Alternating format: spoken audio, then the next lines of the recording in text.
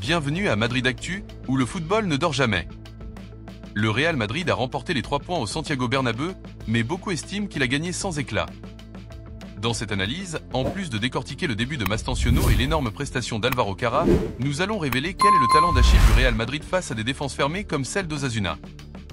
Pour tout comprendre, direction le tableau tactique. Analyse tactique du match, le Real Madrid a évolué en 4-3-3, avec Courtois dans les buts, Militao et Alan comme paire de centraux, et Carra et Alexander-Arnold comme latéraux. Cependant, les latéraux se repliaient vers l'intérieur lorsque le Real avait le ballon, laissant l'amplitude aux ailiers. À droite, Brahim Diaz occupait le couloir, tandis que Vinicius faisait de même à gauche. Cela permettait à Arda, Gullet et Valverde de se positionner dans les demi-espaces, avec Chouameni comme pivot unique pointé de son côté. Osasuna a défendu en 5-3-2 avec une grande discipline. Avec Sergio Herrera dans les buts, Boyomo comme central droit, Catena comme libéraux, Juan Cruz à gauche, Abel Breton expulsé à la dernière minute après une altercation avec Gonzalo comme ailier gauche et Rosier comme ailier droit. Au milieu, Lucas Toro jouait en pivot unique, avec Moncayola à droite et Emma Oro se sacrifiant davantage à gauche. En attaque, Ruben Garcia et Budimir formaient le duo, le Croate se distinguant par sa capacité à fixer les défenseurs et à faire descendre les ballons. La clé tactique d'Osasuna, Osasuna a exécuté son plan défensif presque à perfection. Leur 5-3-2 en bloc battait neutraliser les tentatives du Real Madrid de pénétrer par le centre. Les deux attaquants, Ruben Garcia et Budimir, pressaient les milieux d'intérieur madrilènes, Arda, Gullet et Valverde, laissant Chouameni et les latéraux comme options les plus libres pour le Real. Cependant, ce dispositif offrait peu d'espace pour des passes tranchantes dans les zones dangereuses, forçant le Real à faire circuler le ballon en forme de U, de Allen à Militao, de Militao à Arnold, puis retour par la gauche avec Carra. Ce schéma, bien que sécurisé, manquait de verticalité, point le talent d'Achille du Real Madrid.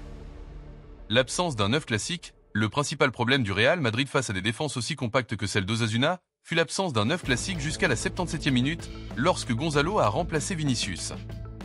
Sans une référence dans la surface, les centres des latéraux et des ailiers n'avaient pas de destinataire.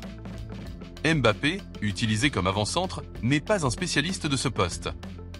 En première période, il était presque isolé, enfermé dans une cage de 4 défenseurs sans espace pour se retourner face au but. Sa vision était limitée à des connexions avec Carra, Arda, Gullet ou Valverde, mais pas vers le but adverse où il est le plus dangereux. Lorsque Vinicius parvenait à atteindre la ligne de fond, ses centres ne trouvaient personne, car Mbappé n'est pas un finisseur pur. Cela explique également pourquoi Alexander-Arnold ne lançait pas autant de centres qu'à Liverpool. Sans un 9 classique, ces ballons n'avaient pas de sens.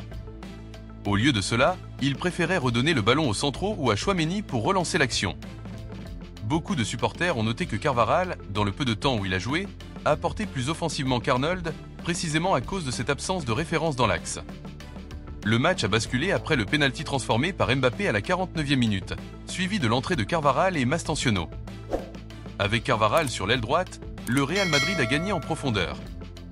Mastantuono, jouant en plus à l'intérieur, a apporté de la créativité, tandis que Gonzalo, entré à la 77e minute, a fixé les défenseurs centraux, libérant des espaces. Mbappé, décalé sur l'aile gauche, était bien plus à l'aise, pouvant affronter le but de face, là où il est le plus dangereux. Avec Carvajal attaquant par l'extérieur, Mastantuono à l'intérieur, Gonzalo en pointe et Mbappé à gauche, le jeu du Real Madrid est devenu plus fluide avec des rôles mieux définis.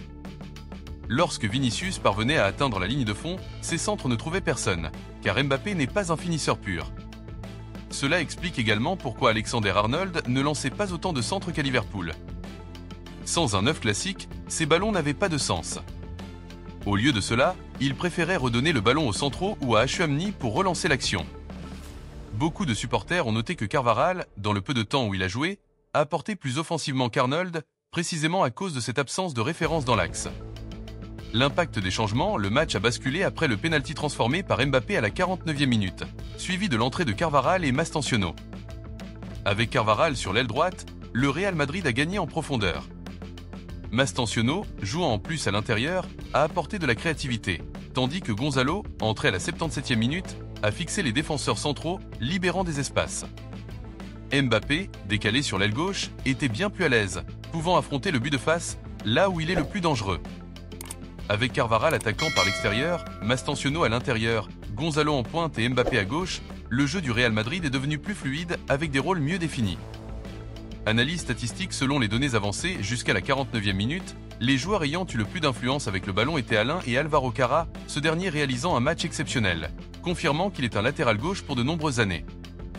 Le schéma de passe en nu est évident, avec une grande quantité de passes latérales entre les centraux et les latéraux, mais sans profondeur. Brahim Diaz s'est distingué par sa précision.